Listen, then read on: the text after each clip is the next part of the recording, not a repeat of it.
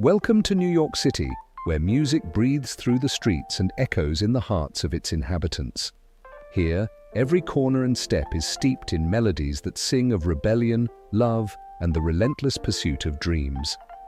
The vibrant pulse of jazz clubs, the electrifying energy of rock concerts, and the lyrical storytelling of folk music fill the air, creating a rich tapestry of sound that reflects the city's diverse spirit. We navigate this urban labyrinth, tracing the paths of those who dared to make their mark, from the jazz legends of Harlem to the punk pioneers of the Bowery. Each stop on our journey reveals the stories behind the music, celebrating the artists who transformed the city into a sanctuary for creativity and expression. Welcome to our musical journey through New York City, where each location tells a story of artistry and rebellion. We'll start at Beastie Boys Square in the Lower East Side, a tribute to the pioneering trio that blended punk and hip-hop.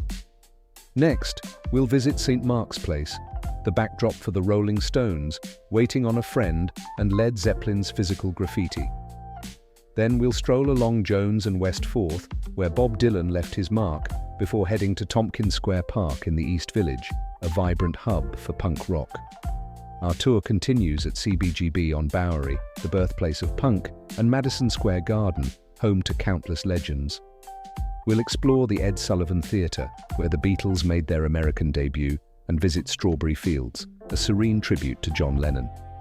We'll also discover the Alice in Wonderland statue and Electric Ladyland studios, where Hendrix created his masterpieces. Next, we'll stop by the Dakota Building, where Lennon lived, and reflect at a great day in Harlem, capturing the essence of jazz.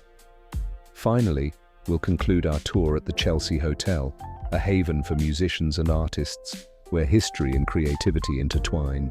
Join us as we explore the rich musical legacy of New York City.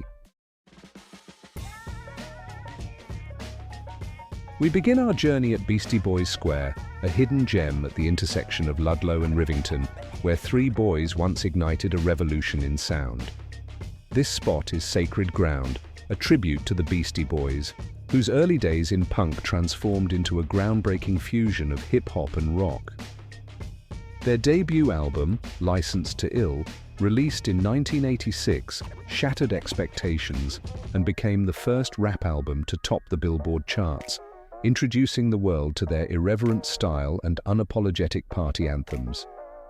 Here, the square stands as a backdrop for the cover of their iconic second studio album, Paul's Boutique. Released in 1989, the cover against Brooklyn's backdrop was captured not far from here. It marked a pivotal moment, showcasing their lyrical depth and innovative sampling techniques.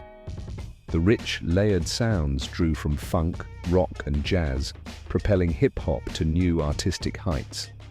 Paul's Boutique is a landmark, an intricate tapestry of sound and soul. Here, amidst laughter and nostalgia, the spirit of the Beastie Boys thrives, a testament that creativity knows no boundaries. As we drift to the intersection of Jones and West 4th Street, we find ourselves walking in the footsteps of Bob Dylan, an artist who voiced the discontent of a generation. In the freewheelin' Bob Dylan, released in 1963, he paints this very street, a canvas of dreams and despair. Don Hunstein, the photographer, recalls, "Bob stuck his hands in the pockets of his jeans and leaned into me." Their footsteps echo, a timeless dance against the backdrop of a February chill. The snow, slushy and dirty, reflects the struggles of those who dared to dream in a city that often feels indifferent. But image was all, Hunstein muses, and in this image we find the heart of creativity, messy, imperfect, yet beautiful.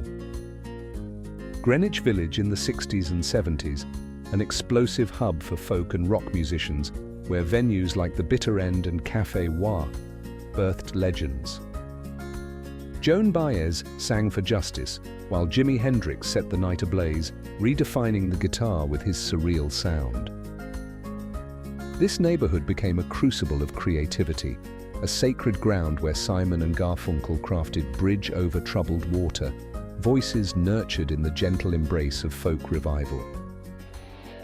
And amidst this vibrant scene, the punk movement began to take shape, birthed from protests and political violence, reverberating through Tompkins Square Park.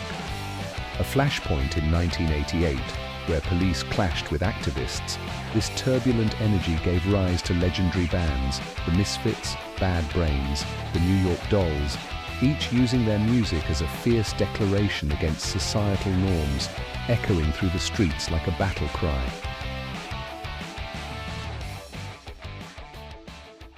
Our next destination is Tompkins Square Park, located at 10th Street and Avenue A in the East Village. This historic site became a hub for music in the 1980s. Known for its vibrant atmosphere, the park hosted numerous punk rock and alternative bands. Artists like the Rivingtons, who combined doo-wop and rock influences, and the Violent Femmes, known for their raw acoustic sound, played here, channeling the energy of the Lower East Side into their music. This park was more than just a green space. It was a meeting ground for creatives pushing against the boundaries of genre and style, contributing to the underground scene that defined the era. The spirit of rebellion and community thrived here as artists gathered to share their music and message.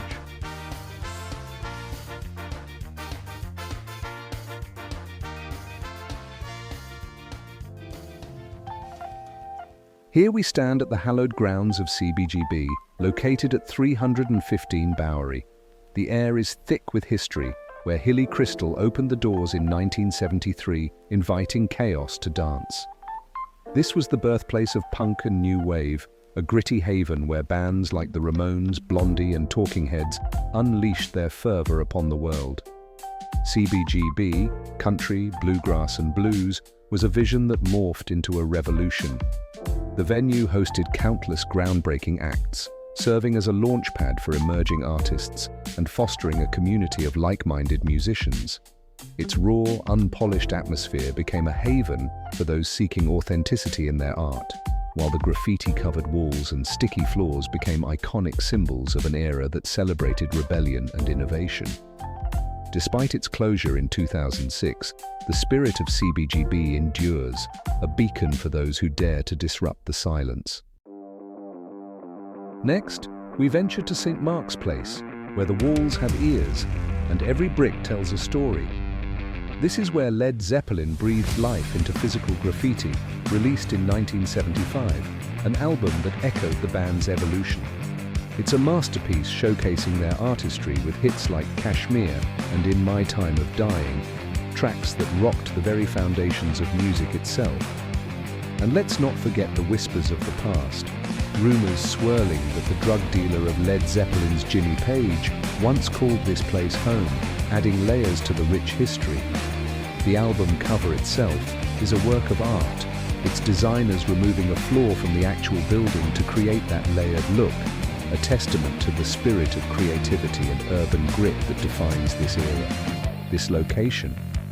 It's also where the music video for Waiting for a Friend was shot, the steps bearing witness to countless stories, moments of hope, dreams, and sometimes despair. During the 70s and 80s, St. Mark's Street surged with life, a cultural epicenter, thrumming with the energy of artists and musicians, a hotbed of creativity where the avant-garde met the rebellious. Patti Smith, the godmother of punk, and the electric energy of television electrified the air, creating a scene that pushed the boundaries of music and art.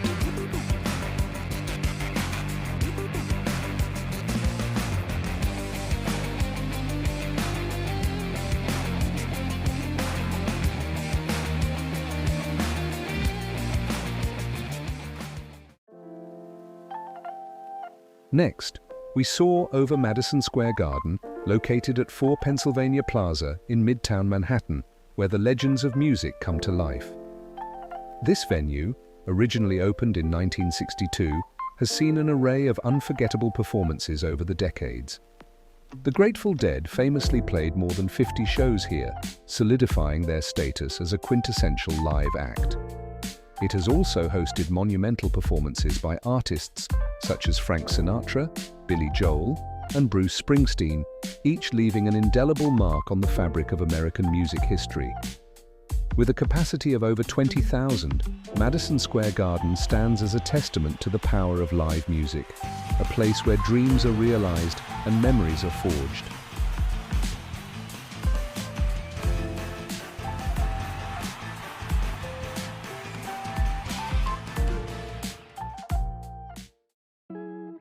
Now we glide above the Ed Sullivan Theater, located at 1697 Broadway in Midtown Manhattan. This historic venue opened in 1927 and has been a platform for a variety of legendary acts. Here, the Beatles took their first bow on American soil in 1964, a moment that forever altered the course of music history. Throughout its history, the theater hosted countless iconic performances from artists like Elvis Presley, The Supremes, and Johnny Cash, each contributing to the rich tapestry of American entertainment. Ed Sullivan himself was known for showcasing diverse talents, and his show became a springboard for many musicians, making this stage a cherished landmark in the annals of music history.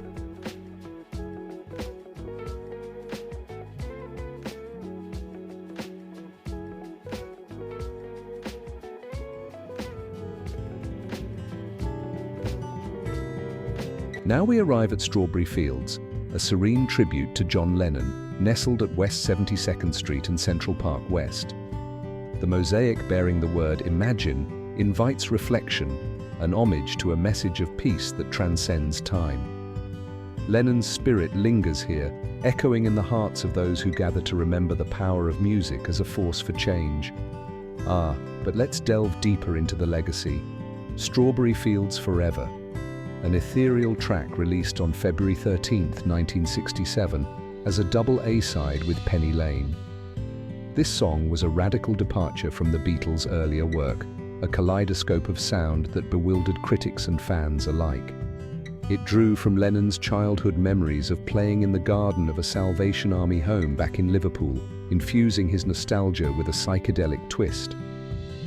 After 45 hours in the studio, mixing and remixing, they birthed a masterpiece that melded contrasting tempos and moods, complete with reverse-recorded instrumentation and a lush orchestration courtesy of George Martin. The song became emblematic of the era, bridging the divide between the mundane and the dreamlike, and it continues to echo through the annals of music history.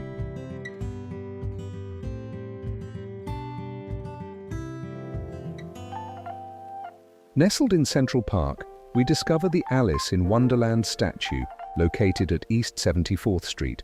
A whimsical spot, it captures the imagination, much like the vibrant spirit of Jimi Hendrix, who once posed here, embodying the freedom and creativity of the 1960s. Linda McCartney captured a vibrant scene as small children gathered around the whimsical Alice in Wonderland statue, hanging out with Jimi Hendrix, Mitch Mitchell, and Noel Redding. Their laughter and energy filled the air, embodying the spirit of creativity and joy that defined the era. McCartney's candid photographs would later be chosen by Hendrix for the cover of the groundbreaking Electric Ladyland double LP, encapsulating not just the music, but the enchanting atmosphere of a moment where innocence and artistry intertwined.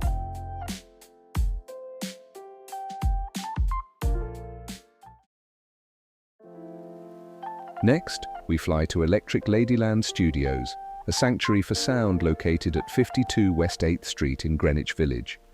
Founded by Jimi Hendrix in 1970, this iconic studio became a cradle for musical innovation.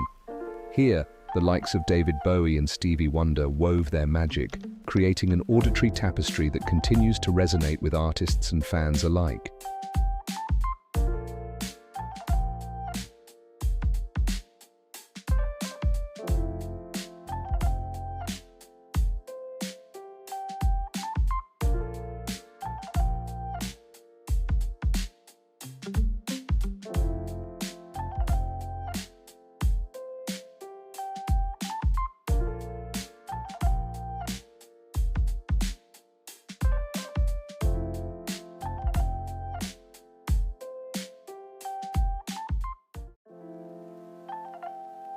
Our next stop is the Dakota Building at 1 West 72nd Street in the Upper West Side, where John Lennon found his home and his tragic end. Outside these doors, He was captured in a moment, clad in an NYC t-shirt, an image that now speaks to the void left by his absence. Lennon's legacy, a melody of hope and creativity, endures, inviting us to dream, to create, to love. John Lennon moved to New York City in 1971, seeking refuge from the intense media scrutiny and legal battles in the UK. Drawn by the city's vibrant artistic community and its spirit of rebellion, Lennon quickly immersed himself in political activism, supporting causes like the anti-Vietnam War movement. However, his outspoken views attracted the attention of the US government, which attempted to deport him, citing an old cannabis conviction in Britain. Lennon fought tirelessly to stay in the city, engaging in a prolonged legal battle for years. His eventual victory marked his deep connection to New York, where he found peace and continued creating music until his tragic death.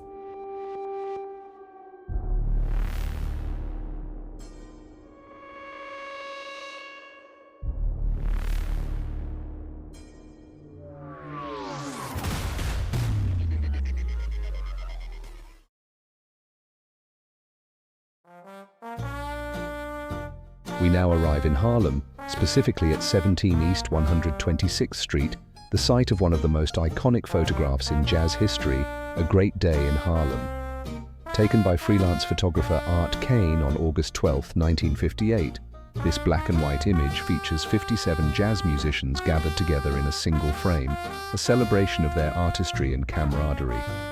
The idea for this historic photograph came from Esquire's art director, Robert Benton, and Kane was responsible for selecting the location and gathering the artists. Published as the centerfold of the January 1959 issue of Esquire, this image not only captured the essence of a musical movement, but also earned Kane his first Art Directors Club of New York Gold Medal for photography. The photograph is a powerful testament to the rich legacy of jazz, reflecting the vibrancy and cultural significance of Harlem during the golden age of jazz. 59th Street Bridge song, Feeling Groovy, by Simon and Garfunkel was released in 1966 as part of their album Parsley, Sage, Rosemary and Thyme. The song embodies a carefree spirit, inviting listeners to slow down and appreciate the simple joys of life amidst the hustle of New York City. Its upbeat melody and whimsical lyrics reference the Queensboro Bridge, symbolizing a connection not just between neighborhoods, but also between states of mind. With its catchy refrain, the track captures the essence of the 1960s counterculture movement and stands as a timeless anthem of joy. As a highlight of Simon and Garfunkel's rich discography, 59th Street Bridge song showcases their signature harmonies and poetic lyricism. The soothing instrumentation and playful lyrics, encouraging listeners to slow down, serve as a gentle reminder to find joy in the present. This track, along with the rest of their work, solidified their place in music history, resonating with generations and reflecting the vibrant culture of New York City. Our final stop is the legendary Chelsea Hotel, located at 222 West 23rd Street in Chelsea. Known as a haven for artists and musicians, the Chelsea Hotel has housed countless famous figures over the decades. During the 1960s, 70s and 80s, it became home to iconic musicians such as Bob Dylan, Janis Joplin and Leonard Cohen, who all found inspiration within its walls. The hotel also witnessed the tumultuous relationship between Sid Vicious of the Sex Pistols and Nancy Spungen, whose tragic story is etched into the fabric of rock history. In 1978, Sid and Nancy's lives took a dark turn when Nancy was found murdered in their hotel room. Sid was arrested and later died from a drug overdose in 1979, making their story a haunting part of the hotel's legacy. The Chelsea Hotel stands not only as a landmark of New York's artistic history, but also as a reminder of the turbulent lives that unfolded within its walls, reflecting the highs and lows of the creative spirit.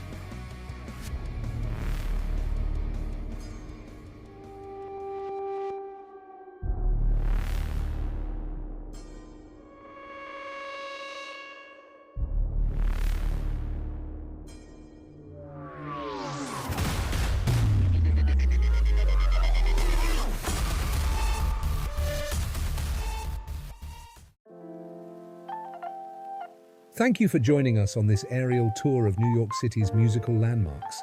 Each location is a thread in the intricate tapestry of artistry and rebellion, a testament to the enduring spirit of music.